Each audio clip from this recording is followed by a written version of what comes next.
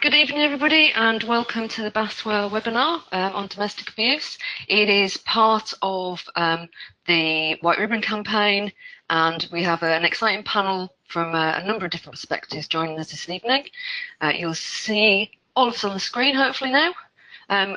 My name, as I say, is Daisy Bogg. I'm the Mental Health Policy Practice and Education Group Chair, and I'm here just to chair for this evening.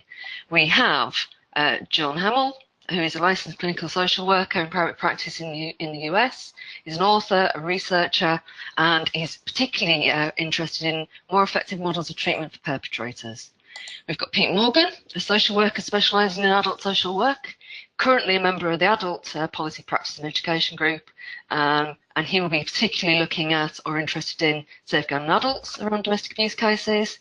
We have Angela Fraser-Wicks, a service user with knowledge of domestic abuse and personal experience of the child protection system. Angela campaigns to ensure the voices of families are heard and is working with BASWA right this moment on the 80-20 campaign, which I'm sure we'll hear more about. And finally, we have Gavin Morgan, who's Professional Officer for BASWA with experience of both adult and children's services. He has working knowledge of domestic abuse and has held a number of child safeguarding roles. We've had a number of questions in already, so I will first of all just open up the floor. If we start with John, just a little bit around your perspective and what you're bringing to us this evening. Yeah, hi, this is John Hamill. Let me just say, first of all, I can't see all of you. I'm looking at the quick poll that's up on the screen. So is that how it's? Okay, all right. Yeah. For those of you looking at the screen, you'll see a quick poll has just popped up. BASWA will be asking questions as we go along, so you'll see them just popping up. Apologies, John, back to you. Okay, so I'm a clinical social worker. I'm a licensed clinical social worker in the United States, and I have a PhD from the University of Central Lancashire in the UK in Preston. I received my PhD about a year and a half ago. My dissertation advisor was Jane Ireland. Jane is in the same department at the university as is John Archer, who's a well-known criminologist, researcher in the area of violence, as well as family violence. I've been doing research for about 15 years. And I did research prior to getting my PhD. So I look at the problem of working with domestic violence perpetrators from two vantage points. One is as a frontline provider, and the other is as a researcher. So that puts me, I think, in a unique position, in some ways, to comment on this problem. I started in 1992 working with domestic violence perpetrators in the United States near San Francisco. I was trained in what is still known as the Duluth model, also popular, I guess, in other countries, maybe the UK possibly. Correct me if I'm wrong, but it's been sort of the dominant model, along with cognitive behavioral therapy. And over the years, my treatment model has evolved based on my own experiences as a clinician, as well as the research I've been doing. So the last few years, I've been focusing much more on specific strategies for effective treatment. So yes, I've done research on different aspects of domestic violence, including rates of emotional abuse across gender and motivations for violence and other topics, but right now my main focus has been what has research and clinical experience taught us about what are effective models. So that's what I'd like to talk about today, and I hope that I hope we can all learn from one another. We have a number of good questions about particular models that have come in from our viewers. So just briefly, I'll take us up to the top right and say hi, Pete, and would you care to just give us a little bit about your perspective? I'm Simon Phil, social work today. I stopped working with local authorities about 8 years ago. I took redundancy from Birmingham Council, where I was the head of service safeguarding adults, and since then I've chaired a couple of safeguarding adults boards. I author safeguarding adult reviews, did some lecturing on social work as well. So adult safeguarding is where my particular interest comes from, I suppose. And I think from an adult social work perspective, one has to remember that the Care Act, which is the prime legislation we work under, actually puts responsibilities on local authorities. It doesn't say social services or adult social care, it says local authorities have got a duty to promote people's well-being. So it's just about adult social care, I don't think. Adult social care will work with people with care and support needs. And if you're looking at safeguarding, there's actually people with care and support needs who are at risk of or experiencing abuse, unable to safeguard themselves because of their care and support needs. So in terms of domestic abuse, not everybody who is a victim or a survivor, depending on the range you wish to use, domestic abuse, in my view, actually come under adult safeguarding. Some will, but some won't. And I think there's a difficulty with the Care Act about abuse in general, but the Care Act and the guidance don't say what abuse is. It gives you a series of types of abuse, one of which is domestic abuse. And I would argue that domestic abuse isn't actually a type of abuse, it's a context within which abuse takes place. It describes the relationship between the victim survivor and the perpetrator.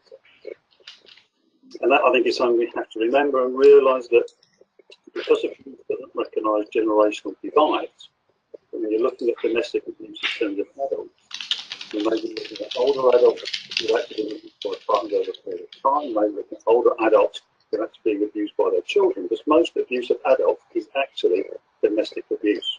It happens within that relationship. We may hear more about the stuff that's happening within service.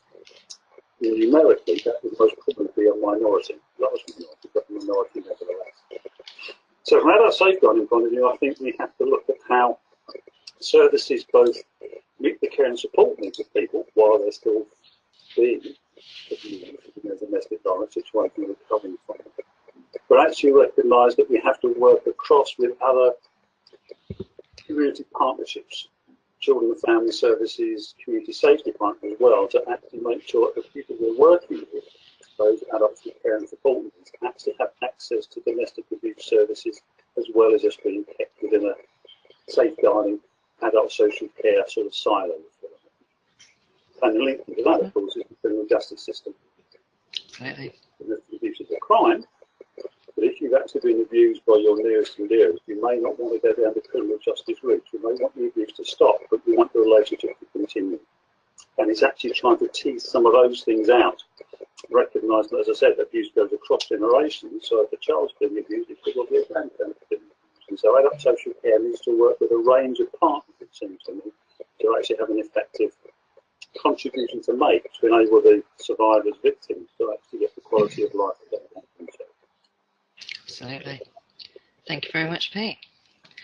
If we can just, you won't be able to see her for the viewers out there, but Angela is in the background. Can you hear me, Angela? Hi there. I can, yes. Apologies that nobody could see me. I'm afraid technology out in rural Norfolk isn't what it appears to be in the rest of the UK, but hopefully you can all hear me okay.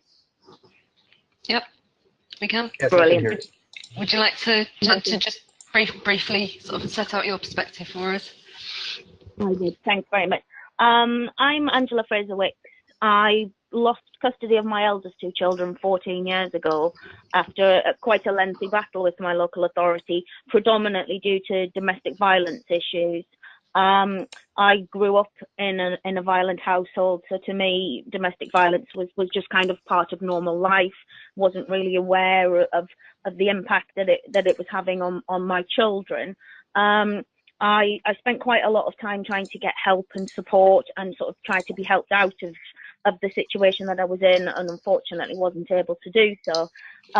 Fortunately for me, I became involved with the family rights group not long after losing my children, and I've spent the last 12, 13 years sort of telling my story and trying to get people to understand that that victims of domestic violence need a different kind of help and support to necessarily what's currently out there.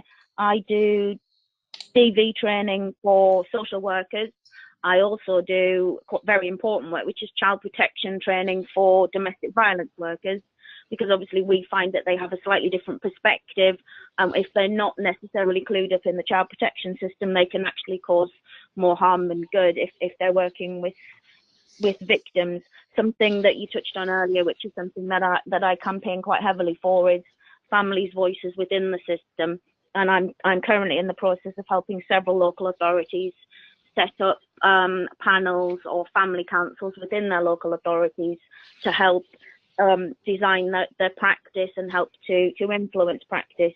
I, as I say, work with the Family Rights Group, and we have panels of family members and service users with direct experience of the system, and we use them as our experts, because obviously the people who've used the system know it inside out, and we think that if we're really going to see any sort of changes in the system or the way we work with families, then we have to be asking the families themselves. Thank you very much. So, last but not least, we've had adult safeguarding perspective, we've had perspective looking at interventions from the perpetrator and service user perspective.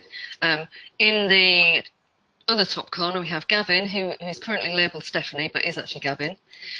So Gavin, if you, as a Bastwell professional officer, if you'd just like to share your view, your perspective. Thanks, Daisy. Yeah, it does say my name's Stephanie. That's because I'm using someone else's profile, one of my colleagues. But yeah, I'm definitely Gavin Morgan. And yeah, I work for the British Association of Social Workers. Prior to taking on this role, one of the things that I came into social work initially to work with substance users and work in the field of substance misuse.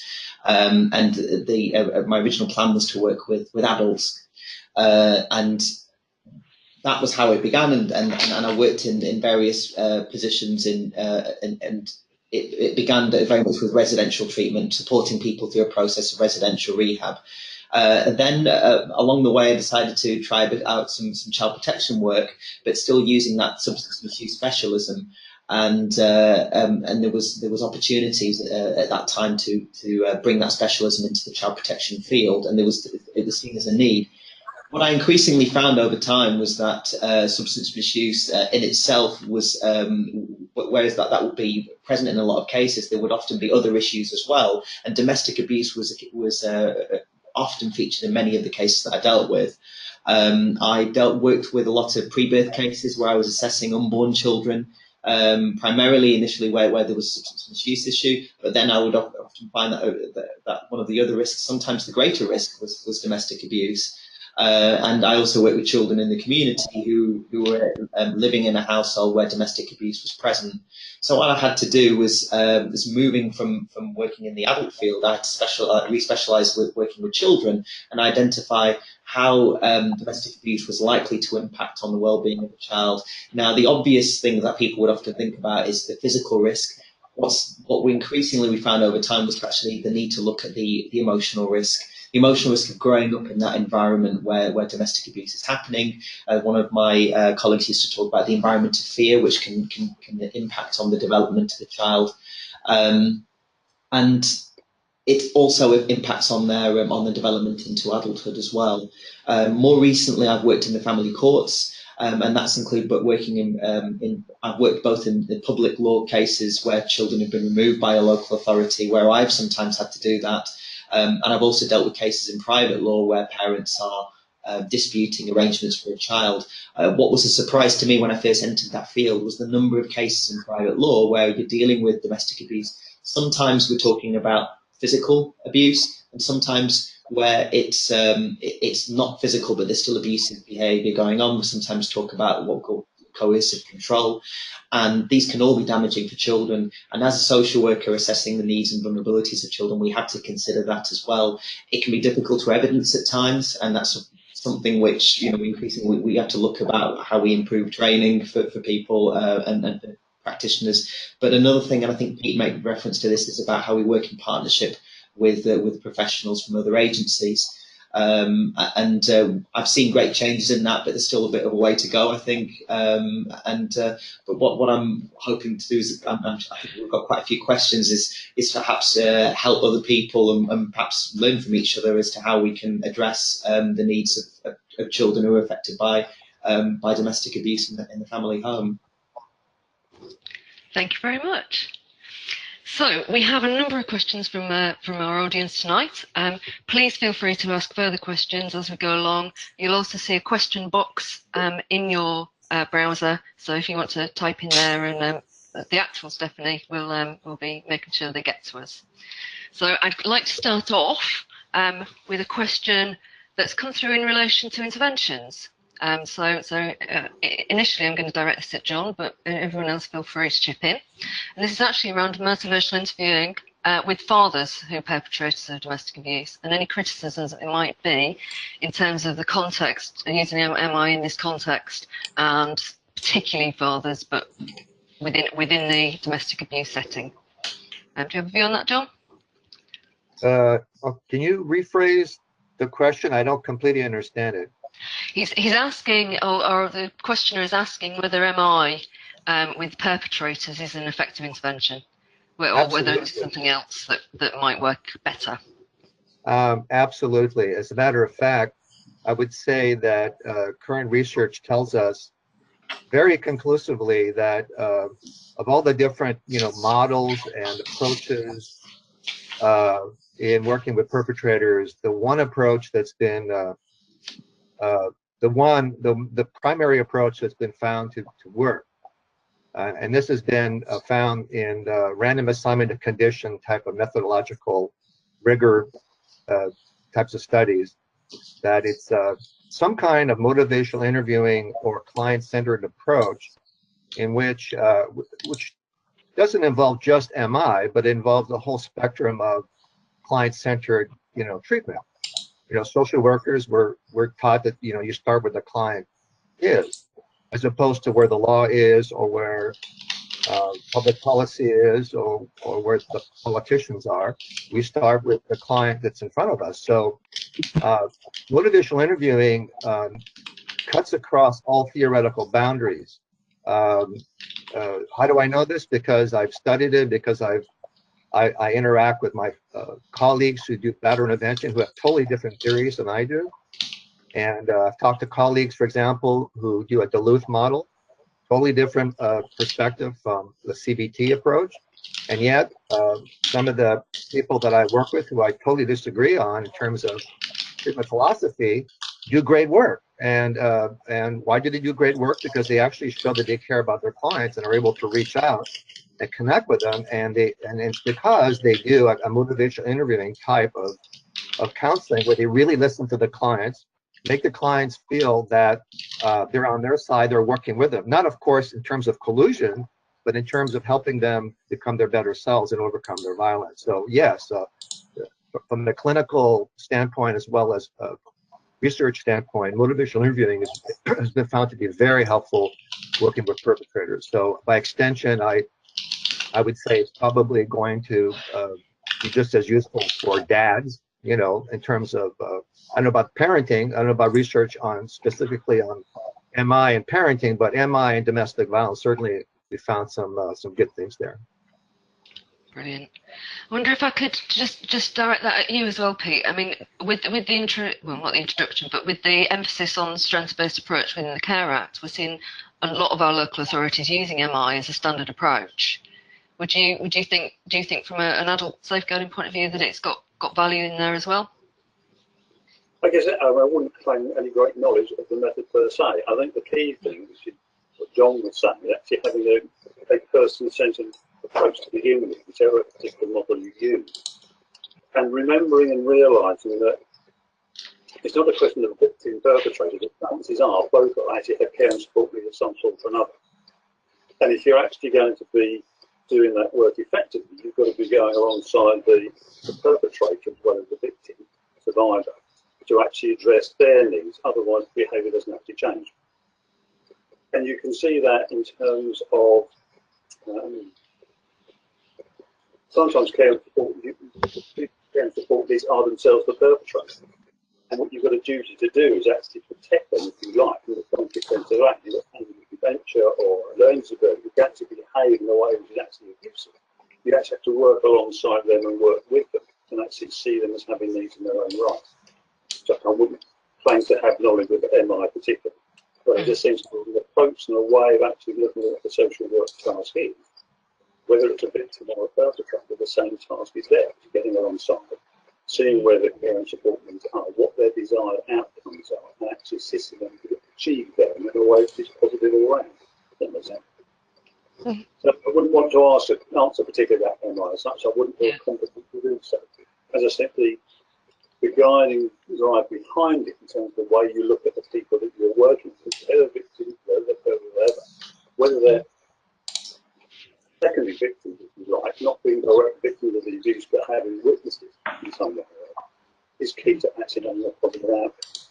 And just briefly on that, actually, I think at times, in terms of certainly victims, maybe perpetrators of adult abuse, one tends to forget the long-term implications. We know what the implications of child abuse are in terms of children's health, education, employment, relationship, all those things down the line. Exactly the same thing that applies to the victims if they're adult victims.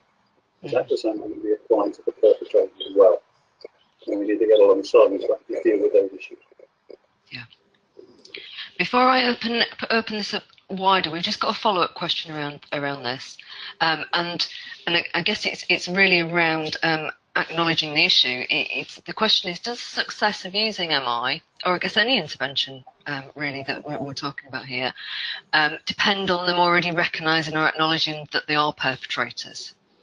So that idea that they self-identify as being a perpetrator before they go into an MI process, is that necessary?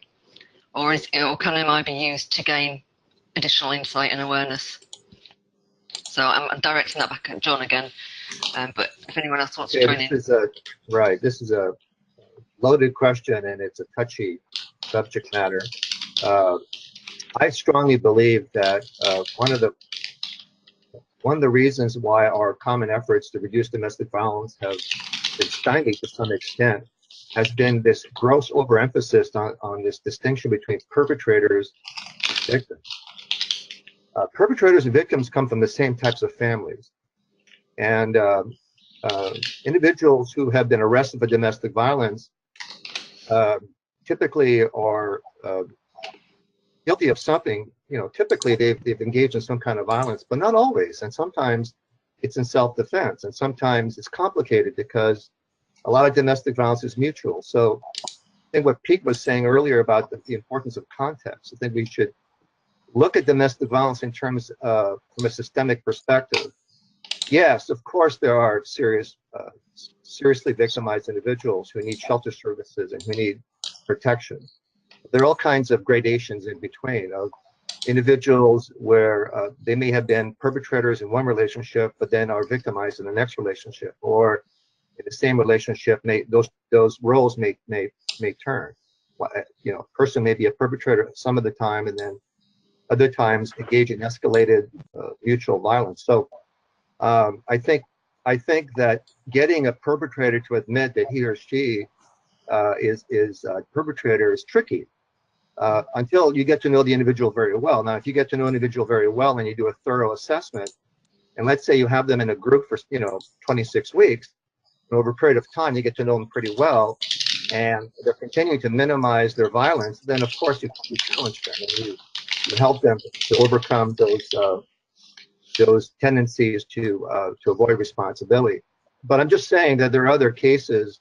Individuals come to my program and are arrested on a domestic violence charge, and it's clear that they've been abused themselves. So it's not necessary at least from my point of view, that my clients necessarily admit that they're the perpetrator. I want them to acknowledge their part in the system, so whatever that might be. And as long as they make some good faith effort to honestly address their problems, how they describe themselves is less important than the effort that they put in, the sincerity in which they are committed to change. So that's my perspective on this. Thank you very much. Gavin? I see you waving. I'm just sort of following on from the point. I mean, from a child welfare point of view, often what we have, I think it's spot on to sort of look at ask yourself where somebody is, where they're at with the process, and look at that individual. The added challenge, I think, when you're dealing with children and families cases is you have to look at what the impact on the child is. You have to ask yourself what the risks are, and you have to ask yourself if it's currently a safe environment. And sometimes, sadly, where we've had to look at removing a child, it's because the level of risk coupled with where that person is in relation to their ability to make changes isn't at a point where it's safe and appropriate for that child to remain in that position, to be in that environment for the foreseeable future. Where possible, children are kept with their families. We don't look to remove all children, but it's just to be mindful that in children and families cases that you have to consider what the experience of the child is, and you've got to balance everything, the needs of the parents, their ability to change with the risks, and then consider primarily how you safeguard that child from any harm that they might be at risk of. Thank you very much, Gavin. Angela, do you have any input, any views on this one in terms of interventions that are helpful? I do have to confess to Googling motivational interviewing while you were talking, but it just so happens, and I thought it was worth pointing out, on the Family Rights Group website today, there are several real stories of family members have been uploaded. One of those stories is actually from a father who was a perpetrator, and it's about the way that the social worker worked with him to enable him to understand the impact that his behaviour was having on the child, and how he'd grown up in an environment where it was perfectly normal for dad to give mum a slap if something wasn't done properly, and how it was that in-depth working with him, which to me, from what I've managed to see online, sounds very similar to what we're talking about. So I just thought, if anybody really wants to sort of hear it from them, so to speak, it's actually just gone up on there today, so I thought that sort of coincided quite nicely. But I think the story was about the relationship, and the social worker had taken the time to understand his behaviour, and then to help him see how destructive his behaviour was, and had a really happy outcome. He's still with his partner, and they still have their child, so it shows that it really does work. Perhaps it'd be useful if we can get the link for that and post it after the event, and so people can have a look. Yeah, brilliant. We'll come back to interventions, because there's been a number of questions on that, but what we have is a bit of a theme coming through in some of the questions people are sending in, and this is largely in relation to what do we do when domestic abuse is viewed as domestic abuse by one party but not by another. So, for example, the professional is terming it as domestic abuse, but the individual isn't, or vice versa. So I start with Pete for that one.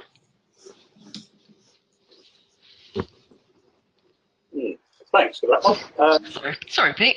And it's a problem, I think, that we come up with fairly regularly in terms of adult safeguarding, where we might actually consider it to be abuse. The victim or the perpetrator. It does bother me using those terms, because we start labelling people that way. You see them one-dimensionally or two-dimensionally. I think, as John said, people move within roles, and they are broader than just that simple definition. But there is an issue, I think, particularly in terms of adult social care, because of the mental capacity act. And I think at times people will actually hide behind this idea of the assumption of capacity, that somebody actually is making a decision and you go with it because they're capacitated as an adult. And one of the dangers and disadvantages of the capacity act is it doesn't actually recognise very well, I don't think, that you can have the ability to make a decision. It doesn't mean you can actually enact it. And at times I think it's just that people may or may not recognise somebody as being domestic abuse. They may recognise, but actually feel sufficiently petrified almost by the situation they are in. They're unable to get out of it and recognise it for that reason. And I think it is about actually enabling people to focus back. And that, I think, is a social work task. I don't think it's purely around domestic abuse and domestic abuse services. I think it's about social workers enabling people to reflect back on their situation. And ultimately, it is their definition of it, I guess. And it's one we have to work with. And at times, within adult social care, you have to sit on your hands knowing that someone's being abused and there's not very much you can do about it. Because if they are indeed incapacitated, they've got the right to choose to stay in that situation. That's the challenge of social work. It's not just about abuse, but in a range of issues people don't recognise because of the context they are in, where they come from, what we might see as the reality of that situation. And things like family conferencing, etc., are actually tools that you can use to try and change the dynamic within the family and change that perception to both of the victims, the perpetrator, and other members of the family who may also have different perspectives of what's actually going on within that relationship. Thank you very much. We hand over to Gavin from the Children's Services perspective. Yeah, so I think for me the issues here about capacity and impact. So one is how far somebody can make a decision like that, and I think it is the case that you have certain people who, for whatever reason, they don't perceive something to be an abusive relationship, and they don't appreciate people outsiders, which is what will be seen as intervening in their family lives.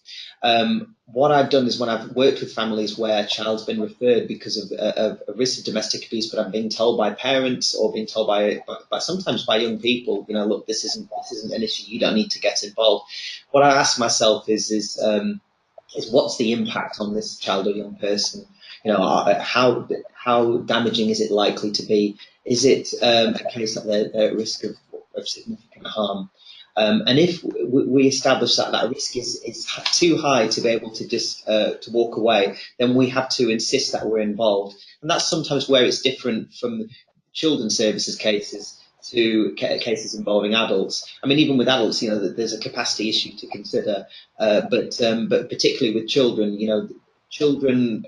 Yes, we have to listen to what they have to say, but we also have to look at any risk they may be experiencing. And children, unlike adults, can't make decisions that will ultimately be detrimental to their own safety and well-being, at least not significantly. And that's where we will insist on being involved. And that's where there can be a challenge from the children and family side of things, because you might be effectively imposing a service, but to not do that would mean that we're not really fulfilling our duties in terms of ensuring the safety of children. Yeah, yes, so you've got a dual role going on there. Sorry. I think there's at times it's very easy for adult social care to actually play the assumption.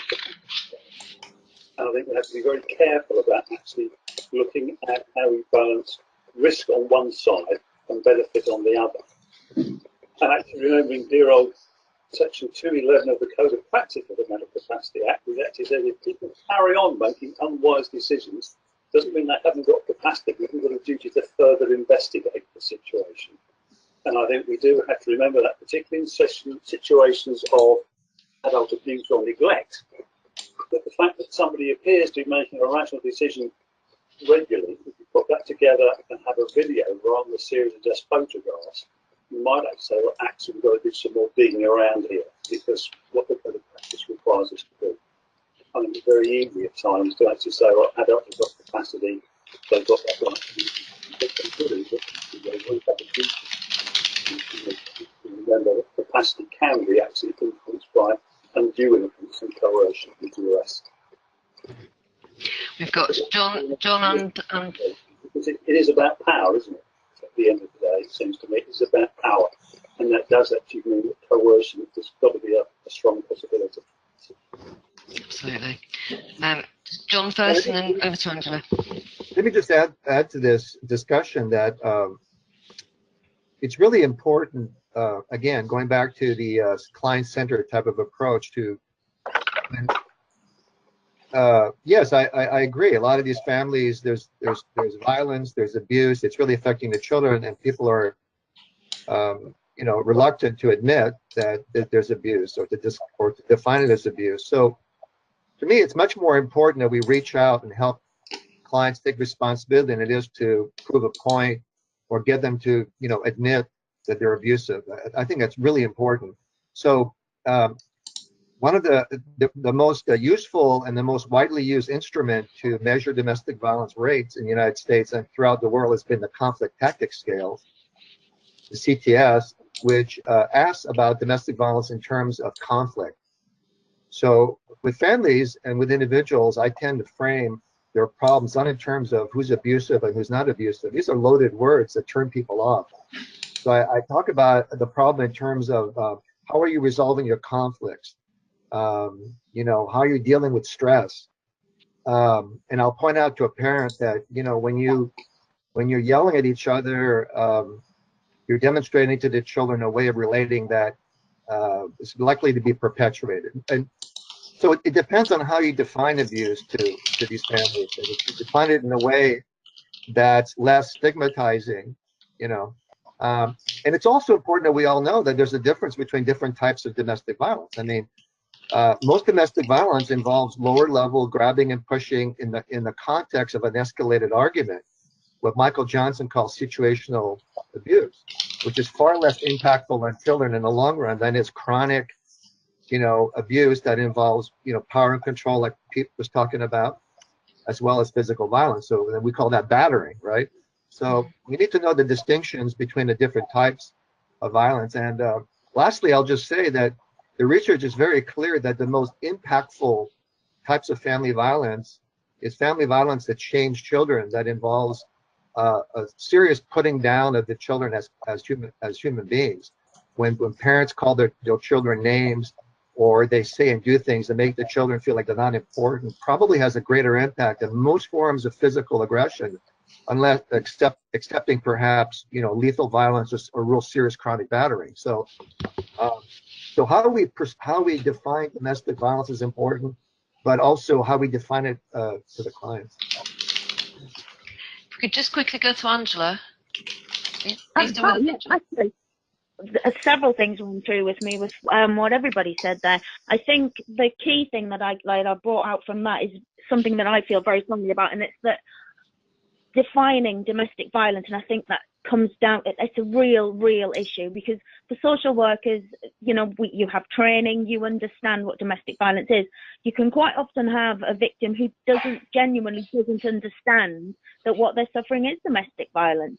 Like you were saying there about low level pushing, name calling, you know, these are things that when people think of domestic violence, they think of physical violence, of something that's really noticeable. Whereas when you get into the realms of coercive control, the lines get very blurred, and it's much harder for a victim to even begin to understand that what they're suffering is domestic violence.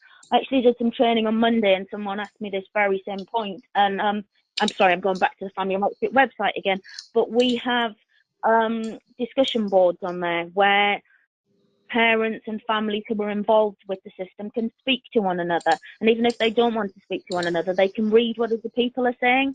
And what we've found is that if you really want a victim to understand that they're a victim, the best person to be able to do that is another victim or someone who's been there, because you're much more likely to listen to another mum who's saying, you know, I've been in exactly that situation. And as Gavin pointed out, you know, whether you like to think of yourself as outsiders or not, that's actually how it feels. Obviously, we close ranks when someone comes in within our family, and being told that, you know, you're a victim and what's being done to you is wrong is very difficult to hear. But I think that, and again, it goes back to having families involved within system design, because victims who have experience of domestic violence are the best people to speak to when you're trying to work out how to work with a victim. Absolutely. Okay. Now, continuing sort of on this theme, really, let's go into prevention. We talked about definitions, and some of the questions that are coming through are about how do you know when preventative work has worked? What is it that tells us that we can now stop doing that preventative piece of work with a family? I don't know who wants to take this first. Gavin? Sorry, Dave. So the question is how do we know if preventative steps has worked? Yeah. Oh, So I think, it's following on from the theme from the definition and talking about the definition, different perspectives on what that actually means. The question is the same thing. How do we know that prevention has worked, and when can we stop? yeah, it's a great question, because actually it's one of these things. Is how do you know when something has really worked? Because in some ways it's more obvious to know when something hasn't worked. I think what you have to do is consider when you have been involved in a case. What are the signs to indicate, well, what's been going right? What's the feedback you're getting from the family? What's the feedback you're getting from the child, from the parents, to say there's been some good change in relation to any domestic abuse which might have been happening. I mean, obviously it's one of those kind of things that we often say, but every family is different. So we have to ask ourselves, ask the family, I think, for me, is what worked for you. What, when you were going through these difficulties and professionals came along, what did you find worked for you? What did you find didn't work for you? I think those are the kind of questions that you ask. And then this is where I also look towards colleagues who've been involved in research. I mean, John, is one of them. Someone who's perhaps been involved in the studies where we've looked at a greater group of people to see what has had that positive impact. But I mean, from my point of view, more as a practitioner, I tend to look more at the families we have worked with, and just to see what has actually worked and what's helped, and that's where getting feedback from them is really important, and also making use of perhaps as well the supervision that we have to actually reflect on what has been beneficial and what has helped. Mm-hmm. Angela, from a service user perspective, do you have a view on this? Yes, I do actually, and I have to say I agree with Gavin. I think this predominantly comes back to the necessity for good relationships between the social worker and the family. Because if you're able to have open and honest dialogue and really open and honest discussions about the issues, then I think it's going to be a lot easier to realise when you've actually got to a point where you can step back. I think looking back and comparing as well of sort of where we were when we first started working together and how things have changed. But I think it is fundamentally about that relationship. And as Gavin said, each case is different. So there isn't going to be a blanket approach that would work for everyone.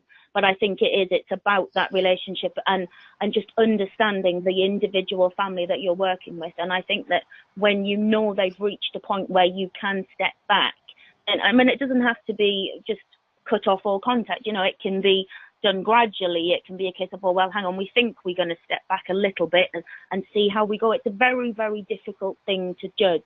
But I think with the right relationship and the right honesty between families and social workers, I think that they would know themselves when the time's right. Mm-hmm. So the relationship is the central thing here. Anything to add to that, Pete? Yeah, I mean, pardon my cat trying to join in. If you see a tail appearing from time to time, the cat decided to join the conversation. I don't say too much about working with children and families. That's not where I come from, right? In terms of working with adults with social care needs. And in that sense, prevention's never finished. If the reason why someone is coming into adult safeguarding for domestic abuse is because they've got care and support needs, they will continue to be there. They may actually change and be exacerbated by the experience of domestic abuse and acknowledging the impact that domestic abuse has had on them. But they're in because they weren't able to protect themselves or safeguard themselves because of those care and support needs. So you're going to have to carry on meeting them. So you never actually finish prevention, because what you're doing is actually about empowering people and supporting people because of their care and support needs to safeguard themselves. So in that sense, prevention is never finished. Mm-hmm. It continues. What you may be doing may be slightly different, and you may have actually put things in place from I'm working with the protection plan is what you do when you're doing a Section 42 inquiry. English language, John. Sorry, that's a bit confusing for somebody in America. A safeguarding plan is what you do once you've actually identified and put things in place. Ultimately, that will be absorbed back into any community care plan, it seems to me, because you don't want to keep people in safeguarding forever. But you're always doing that reinforcing of the prevention aspect of the work you're doing around people's care and support. Mm-hmm. Does that make sense? And I think that's a distinction, potentially, between what you might be doing with children and families and what you'd be doing with adults, because they've got care and support anyway. you're still carrying on being involved and the risk is still there and most probably increasing, because the chances are, as people get older, then their care and support needs are going to increase because their ability to look after themselves will actually deteriorate through the aging process and nothing else. Yeah, so from my point of view, I don't think prevention ever actually stops in terms of adult safeguarding. It may come out of safeguarding forums and go into care planning and general community support, but you're always doing some of that prevention work and actually helping people come to terms with the impact that abuse has had on them and their lives. Absolutely. Do you have a view on this, John, clearly from a very different system to what we're talking about? Well, when I think of prevention, obviously that includes how you maintain the gains that you've made with particular families, but shouldn't it also include public policy and educational efforts and all? So from that perspective, I would say that, and I've been talking about this for a long time. There's a real disconnect between public policy and how domestic violence is framed from a public policy and a cultural standpoint, and from the actual problem of domestic violence. It's again, it's a little touchy politically, but domestic violence in the United States, and I think in the UK as well, based on my contacts with my friends in the UK, is it's framed as a gendered problem. That's less and less the case these days, I guess, but it's still kind of seen as a gendered problem because the average American who is, when they learn about domestic violence through commercials or billboards or television specials or whatever, Oprah Winfrey, it's almost always framed in terms of a gendered issue. So women are the victims and men are the perpetrators. So we all agree women are much more impacted by domestic violence and represent something like 3/4 of domestic violence homicide victims. So that's pretty clear. But there's a lot in terms of family dynamics, in terms of the stress that and the impact domestic violence has on children. It's a much more complicated issue than saying it's a gendered problem, right? So I think one of the ways that that we could help with prevention efforts is to frame the problem in a more sophisticated way. Talk about male victims, talk about the extent to which children are affected by violence by both parents, while keeping in mind, of course, the real differences across gender that exist. So I think that's important. A lot of, in the United States, men who are victimized by their wives almost never call the police because they worry that if they do, they won't be taken seriously or they'll be accused of being the perpetrators. So there are a lot of problems around the way it's framed. Now, I agree that gender is obviously an issue and it's certainly a contributing factor, right? So without getting into a huge debate about what are the major risk factors for domestic violence, let's assume gender is part of that, especially in outside the Western world. But it's only one of many risk factors, right? Childhood of origin issues and personality and all that. Those are important risk factors, and they apply across gender. So I think that our prevention policies would work better if we took a broader perspective. I'll just say one more thing. The research shows that the most successful, empirically demonstrated prevention programs for teenagers are from Diane Fauci and her colleagues in the United States.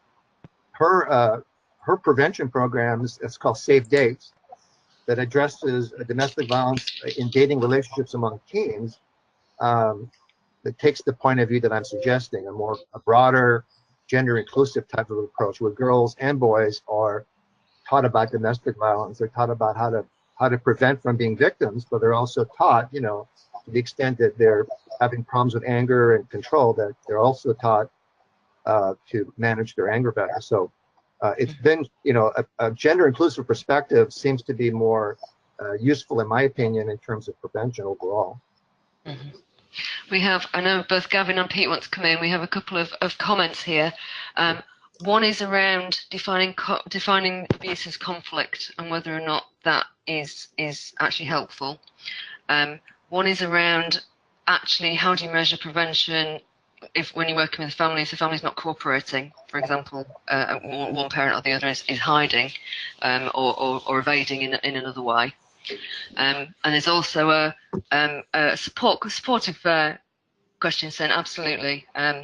There is some very important issues around child welfare here, but we also need to remember around the systems and timescales and how our interventions work with timescales and proceedings as they're going along. So if we can just have one last round on this, because we've got a stack of questions now, so I would like to move us on, but Gavin and then Pete.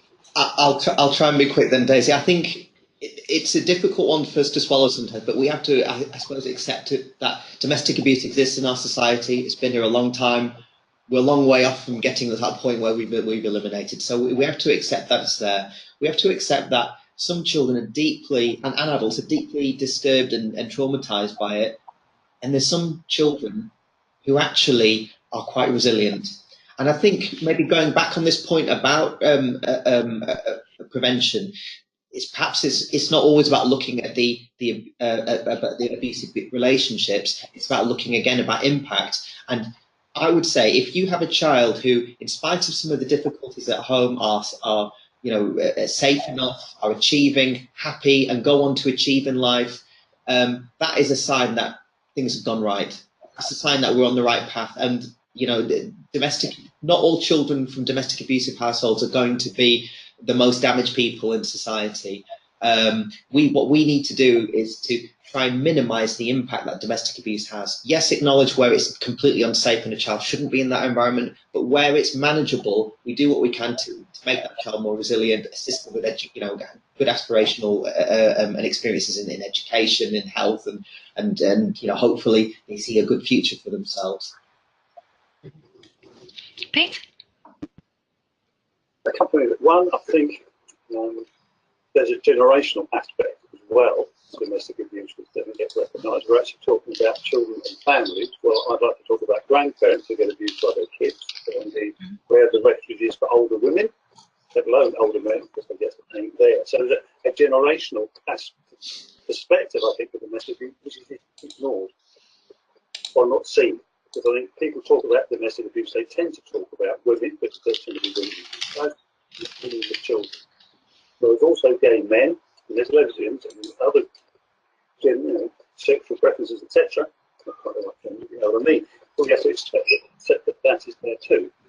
And if you accept that domestic abuse isn't as violent as a domestic abuse can include financial abuse, then you're actually looking at adults with learning disabilities who are financially abused by their parents who take their benefits off them. That's still domestic abuse.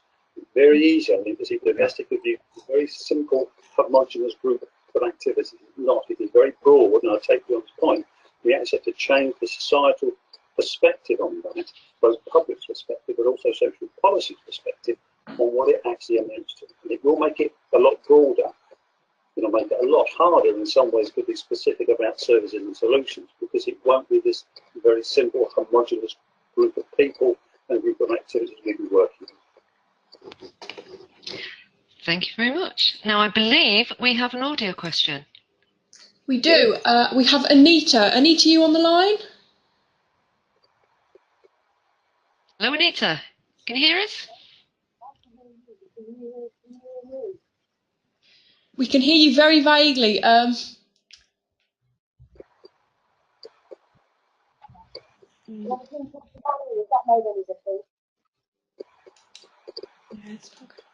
Can't hear that over this end. I think we'll have to move on.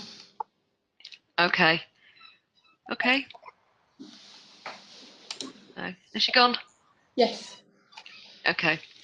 I mean, while I'll go back to the theme that we're on. One of the questions we've had in are what interventions are available for parents who are abused by their children. So it's clearly a burning issue for our audience as well. So I will start with Pete. Are we talking children who are still children? Because in one sense, I'm still a child when my parents were alive. I stood with their child, wouldn't I? Are we talking about children who are children in the legal sense, or are we talking about older adults who are being abused by adult children? The questioner isn't differentiating between the two, but perhaps is it different? Well, I mean, one of my concerns is I'm not sure what services there actually are. If I'm honest about that, I think in terms of domestic abuse, where you've got older victims, survivors, and perpetrators.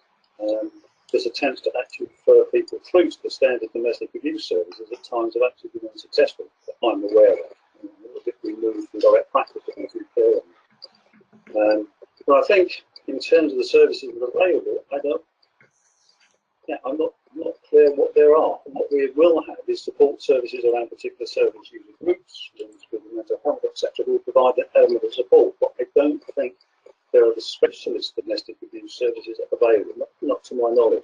And I think that's a big gap, because there's a lot to learn from domestic abuse services, where John will actually get involved and work with people that actually support the family. Because I think, as John has said, it isn't just about supporting the perpetrator or the survivor, such as actually looking at the family as a whole, that context within which that abuse is taking place. I'm not aware of those services actually existing. That may be my ignorance, but anyway, I can hear that. Perhaps if we go to John. John, is that something that is being developed or is happening in the US? Well, I think Peter is spot on, as the Brits might say. Yes, absolutely. I think, sometimes, look, in the 70s and 80s in the United States is when the battered women's movement began. And one of the complaints by victims advocates about therapists and social workers was that, we didn't get it. We didn't understand domestic violence. Well, now we do. And while I think people like myself and others who have a specialty in domestic violence, we're also therapists, and there are some areas where our therapeutic skills are just fine. In other words, I can handle the situation just fine. I agree that when it comes to serious battering, there are certain dynamics that some therapists aren't familiar with. But what you guys are talking about here is family violence and family conflict, and you're a therapist and you're trained in family dynamics, and you have your training in human development and basic human psychology and pathology. If you get to know the particular family and use your basic clinical skills, you should be able to handle it. Now, it would help, of course, if there was a lot of research in this area that we could draw on. There isn't. So I think what we just have to do is just be the best clinicians we can be.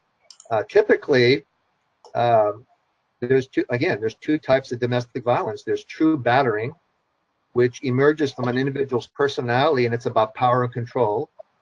And then there is a more common form of domestic violence, which is situational, which involves people acting out their issues and situations that get out of hand. So once you kind of understand those distinctions, it gives you a guideline in terms of providing for safety and moving forward in your with your family work. So if the child that's abusing the parent is a psychopath, or has been violent at school and is just really acting all over the place, you may have a different treatment approach for that individual compared to a child who's reacting to parental violence or dysfunction in the family, right? But I think that as clinicians, I think the training that we have should be sufficient to at least deal with this problem.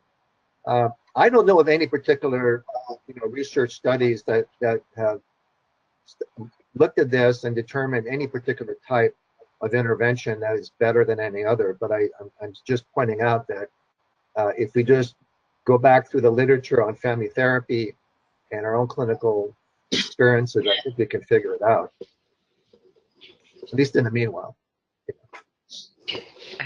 Gavin? Yeah, I mean, what I'll say is there's, perhaps it wasn't that clear from the question, but there's the case of where children are being abusive to their parents, children who are under the age of 18, and then there's the children who are perhaps adults, and that's perhaps where it wasn't so clear. But going on the issue of children who are under 18, it's this is where I think when I used to work for the Children and Family Services, we often had referrals like that, where for a number of reasons, a child or young person was perhaps being abusive, either physically or or verbally towards a parent. And it really was a case of us trying to identify what that was about. Was it about the way that something that was happening either currently or previously that was resulting in them being like that? Was there something that we could do to assist the parent with working with that young person? Was there something we could do with the young person? And was there something that we need to do with the whole family, take a whole family approach? There's a number of different ways and a number of different resources as to how you address that. On the issue of when it's an adult child doing it to their parent, that's perhaps a different matter. And I think John and Peter just touched on that. What I would say from my own personal experience, there was an occasion, and it still stays with me, where I did come across an adult with Alzheimer's who'd been assaulted by a family member. At least this is what I was being told. And at the time, and this was a few years ago now, so I like to think things have moved on since then, but there was a real difficulty in trying to find out actually how I would go about safeguarding this individual, so prompting the relevant interventions. And it was difficult, and I felt that it was much easier to do it with the children than it was for children at risk of harm than it was for adults. As I said, I hope that things have changed since then. I've not worked in the adult service since then, so it's hard for me to know for sure. I believe Angela's got a view on this one. Yeah, actually, I mean, I agree with Gavin that child-on-parent violence is increasing. And I think it goes back to something I've been saying for as long as I can remember, is that we need much greater education on what domestic violence is to help with awareness. And we need to be bringing this in at school level.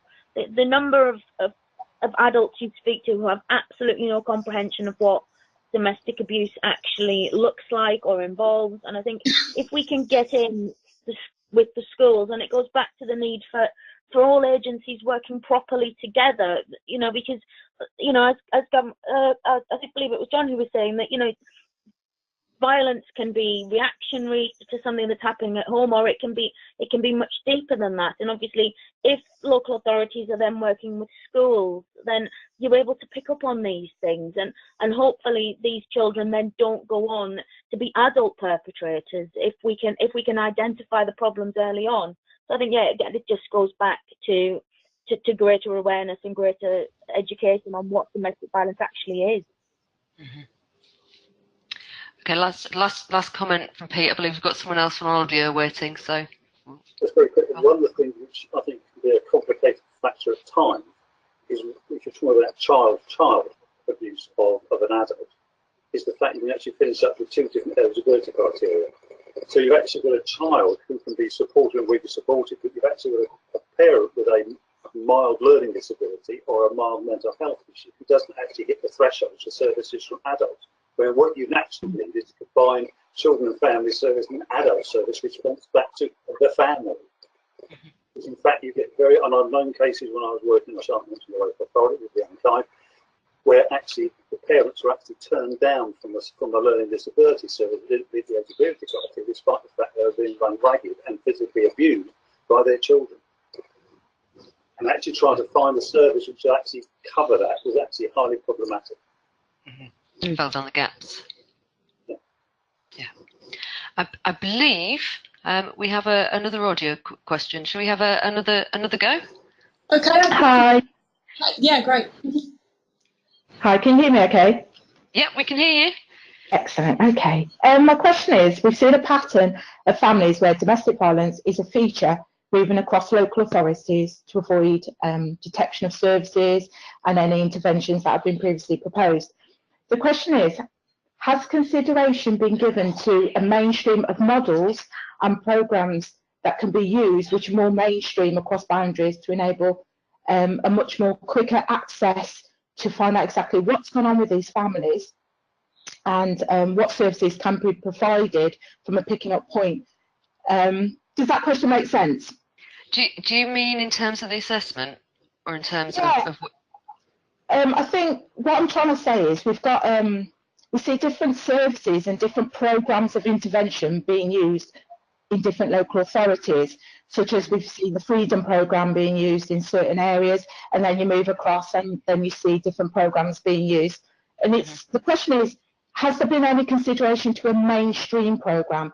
So this may be a grading system. So when a family does move into that local authority, we know exactly what the concerns were at the time, and it just makes a more robust and quick response to intervention.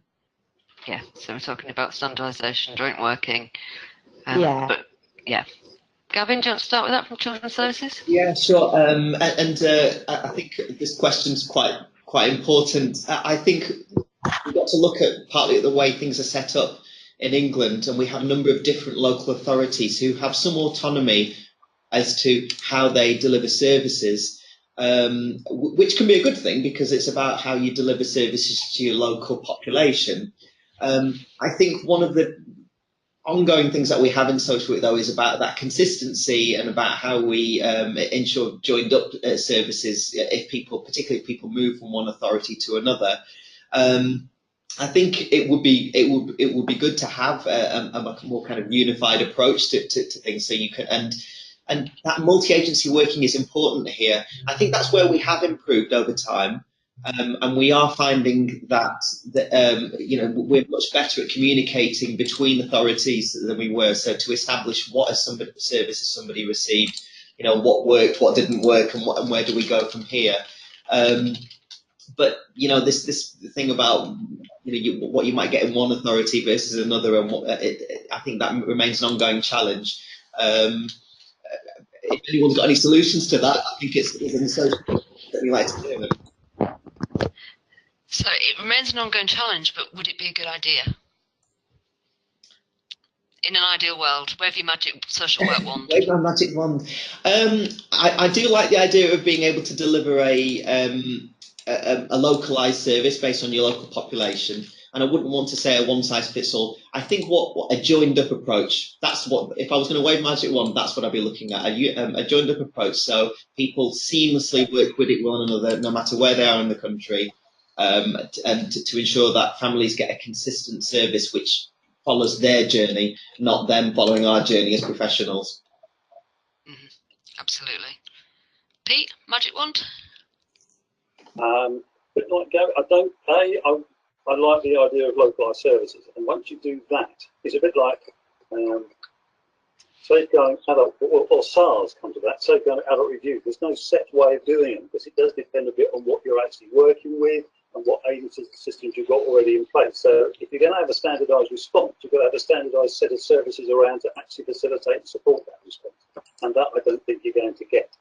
There's also something that actually says that if you have a standardised response, you're making all workers work to a certain model, and some workers work better with one model than they do with another.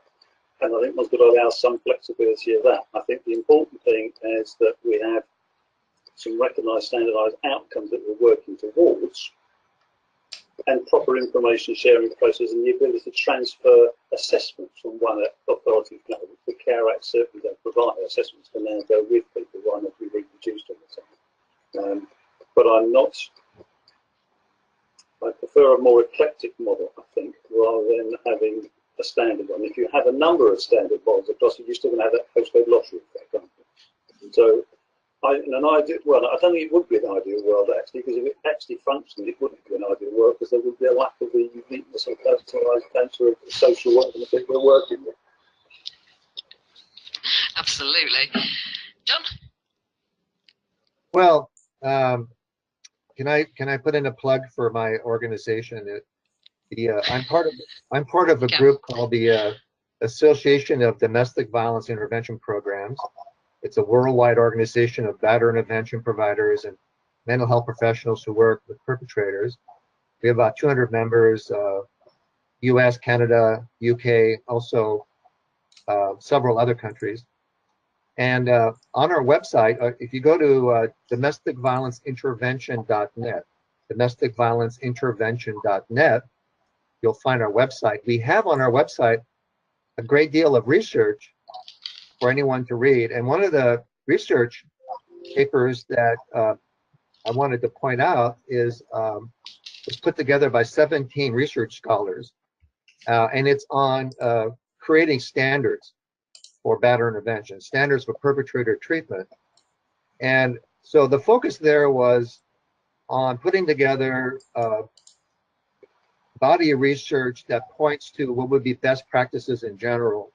And one of the things that, you know, that we agreed on was that that you can't, you know, you can't expect that every locality and every jurisdiction is going to use the same approach, but we would expect that everyone at least agree on what generally works, some basic principles, right? Like earlier we talked about motivational interviewing and treating the clients with respect.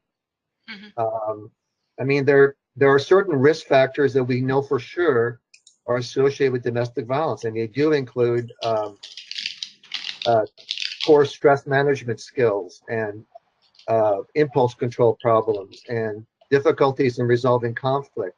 So at the very minimum, you know, there should be some kind of agreement that programs that work with families, in particular with perpetrators, that they identify those risk factors and address them in some kind of curriculum, right? So in the United States, that general approach from a general criminological standpoint is called the risk need responsivity model.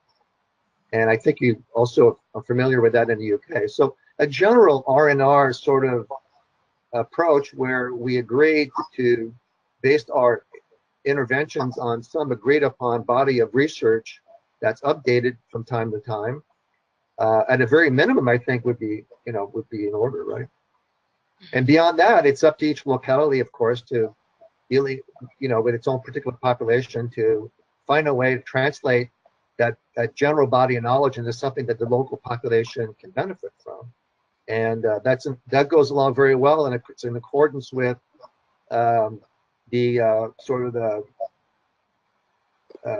what people like Bruce Wampold and other researchers have found important findings, that the process by which therapists work with clients is more important than the particular you know, therapy model that they're presenting. That it's the way you implement therapy, not the therapy itself, that matters.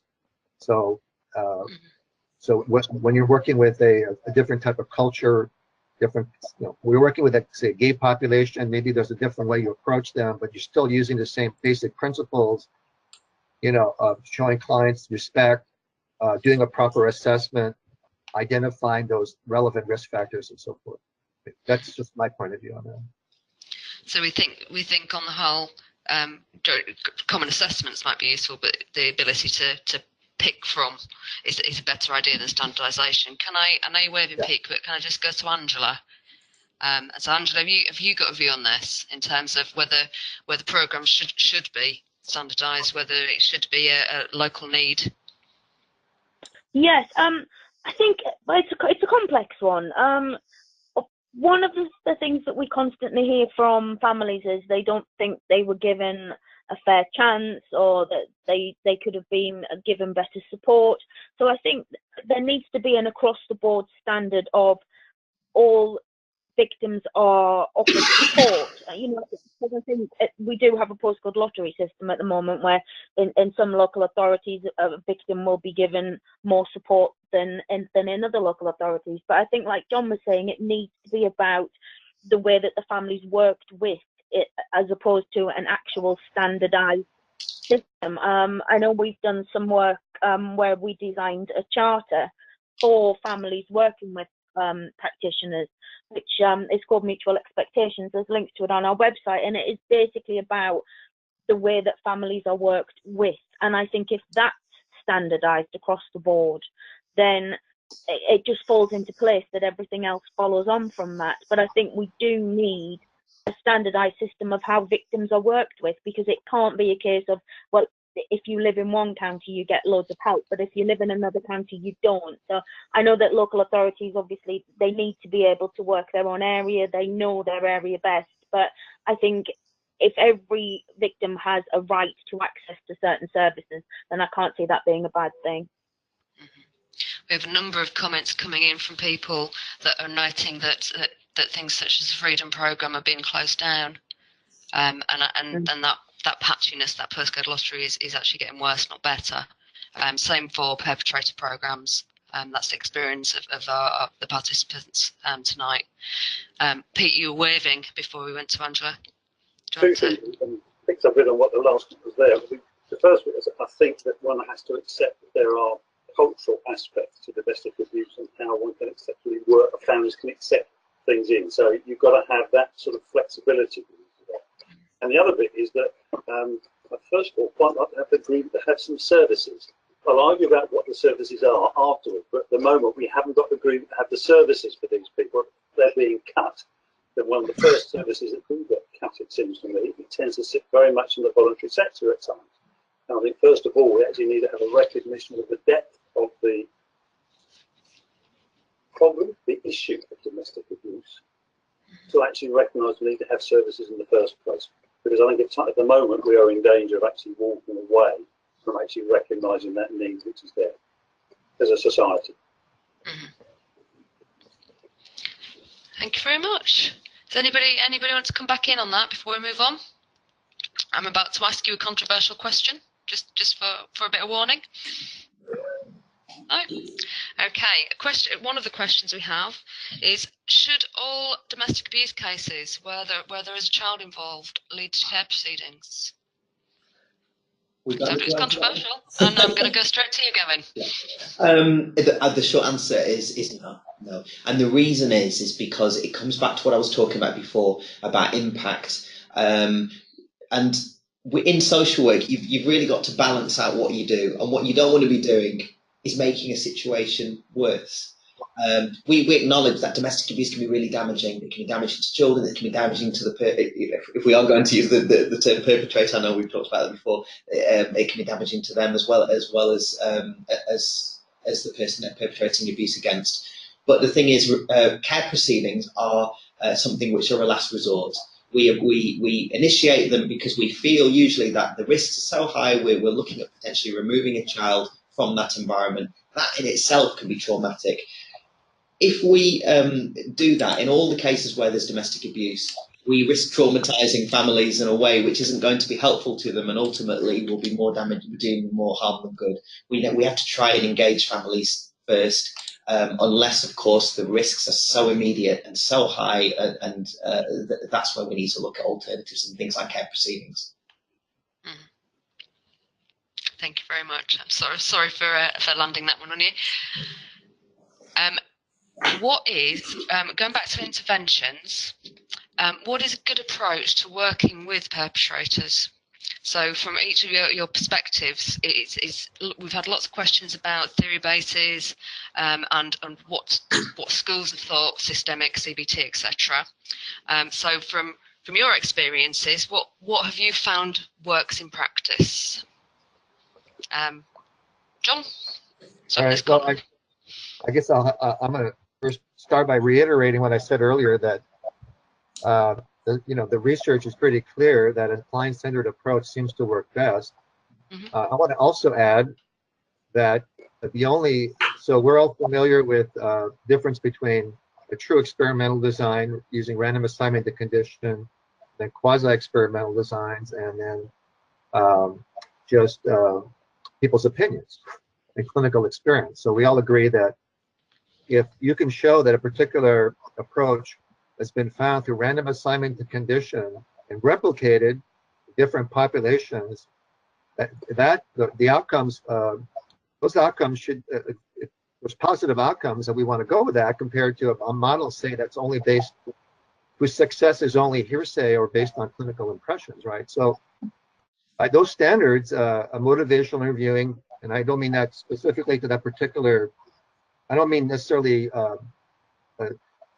specific MI approach, but the broader umbrella of a client-centered approach does work. But within a systemic perspective, because we're not talking just about perpetrators, we're talking about protecting victims, we're looking at families. So I can't emphasize enough that a systemic perspective is so crucial. And what Gavin was pointing out earlier, that we don't want to do more harm than good. Certainly we want to hold perpetrators accountable. The problem, this is California. In California and many of the U.S. states, there are so-called mandatory arrest laws. So an individual gets in an argument with their spouse, and the neighbors call the police, and the police basically arrest somebody, usually the father, but not always. but they sometimes arrest without any visible injuries.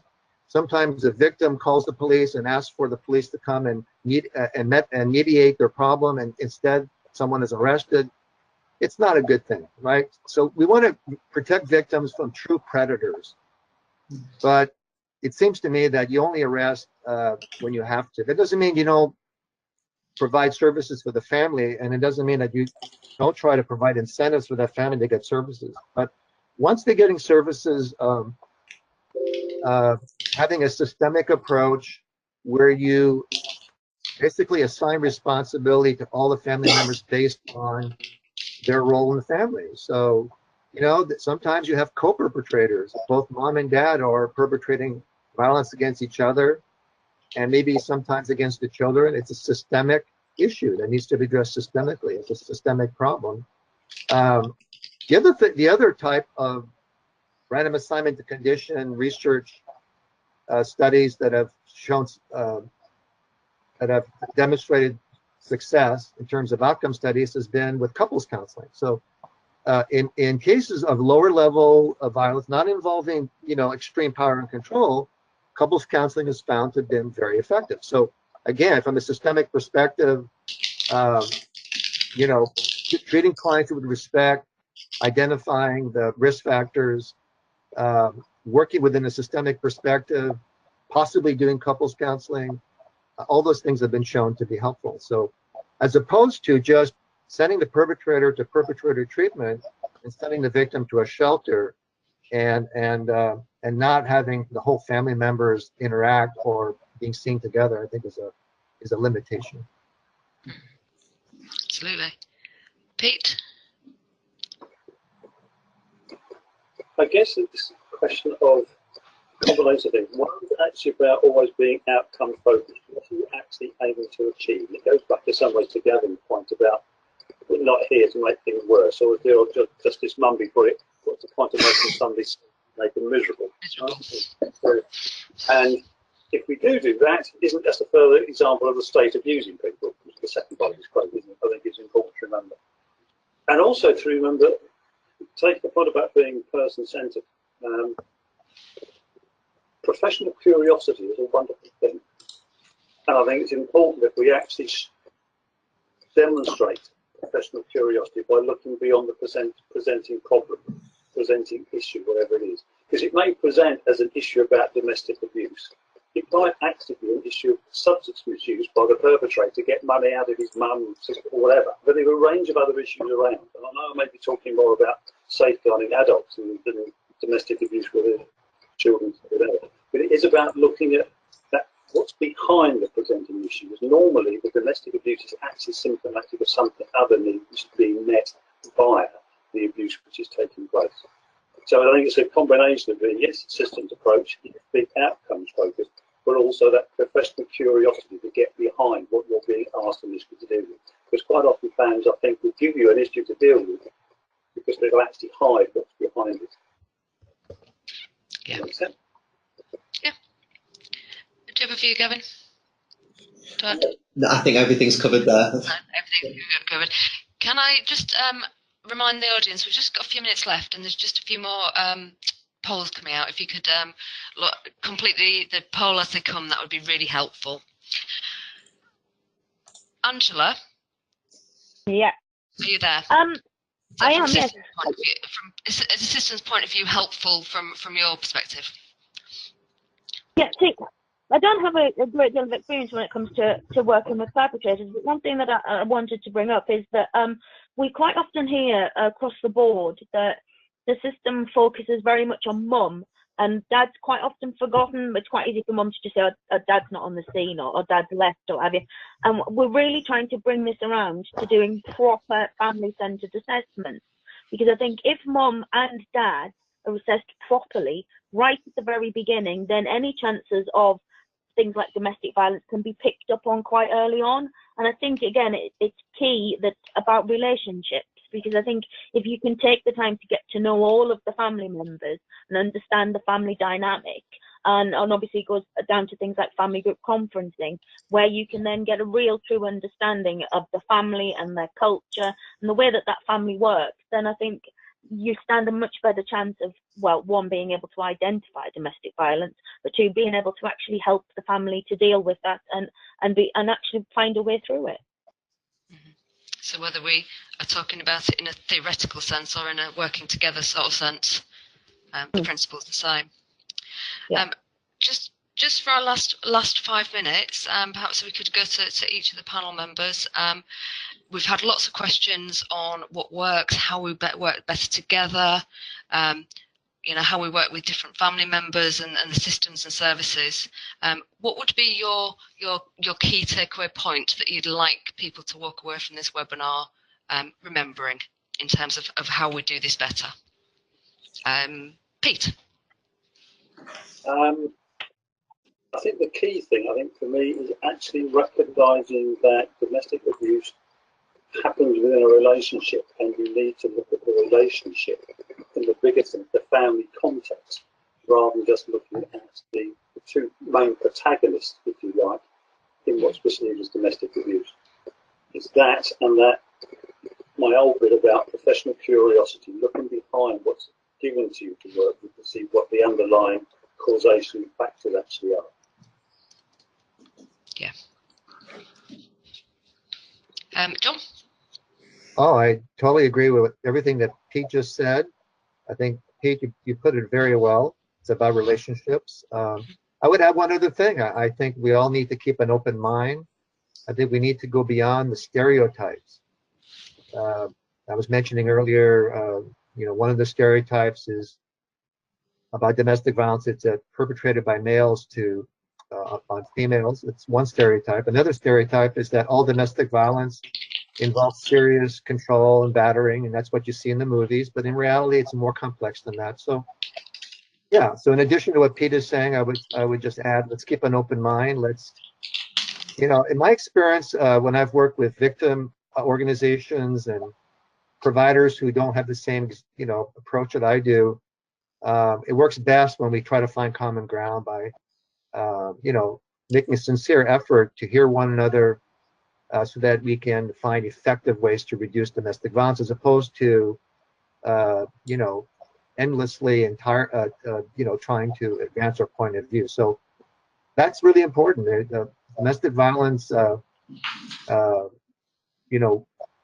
interventions would be more effective if we spend more of our energy working together rather than, cross purposes. Absolutely. So we're talking about working together, we're talking about professional curiosity. Gavin, what would be your takeaways? So I would say, I mentioned earlier that I started off working in substance misuse and went on to children and family substance misuse. And one of the key reports at the time was something called hidden harm, which some of you might be familiar with. I think with domestic abuse cases, particularly when we're talking about children and families cases, we need to be aware of what we can't see, not just what we can. And that's where, so we've mentioned professional curiosity. A lot of domestic abuse is the unseen. And what I've seen in the private law cases is that can be so damaging. And yet everybody on the outside thinks everything is fine. And it's really important to sort of really be on the alert for that, and to try do your best to really understand whether it's present and how to, and how to sort of find ways to sort of both assess it and address it. So, the way to come at this isn't again to look at what service you can slot people into, but what their journey is, what their experience is. And if there's a problem there, if there are problems with a child or young person achieving what they need to do, we need to look at about how we address that gap to help them meet their needs. What do we need to do to work with parents to reduce risk? And what do we need to do with that young person or child to make them more resilient and to be able to speak up and have that voice when things aren't going well? And just generally make sure there's a good support service around them. And on a more kind of radical note, if I'm allowed to say that, we're hearing about how services are being cut. BASWA is always looking to campaign on issues and campaign against that impact on austerity. We really need people to be part of that, and people who face in practice see some of these problems to work together and work with us to try and address those issues. And we're always looking for more members to come forward and people to join so we can continue to press those points across. And so one final point as well, that we have John, you might be less familiar with this, but in England, we have the professional capabilities framework, a social work model, which assists us with ensuring we promote that best service for our service users. You know, it's a tool which can really help us when we're trying to identify need and ensure that we keep our social work principles intact to when we're delivering that service for our service users, particularly in these cases. Thank you very much. And last but certainly not least, Angela. Yeah, thanks. I think for me, it comes back to the same thing that I've been saying right the way through, and it's relationships with the families that we're working with is key. I think education for practitioners, listening to real lived experiences of families who've gone through domestic violence is crucial. Both victims and perpetrators, with a lot to learn from people who've actually been through things. And it's also important that they have a voice within the system design, because if we ask families what they need rather than telling them what we want them to do, then I think we stand a chance of the system actually working a little bit more cohesively. So I think, yeah, again, for me, it just comes back to relationships and, as I say, keep listening to families. Absolutely.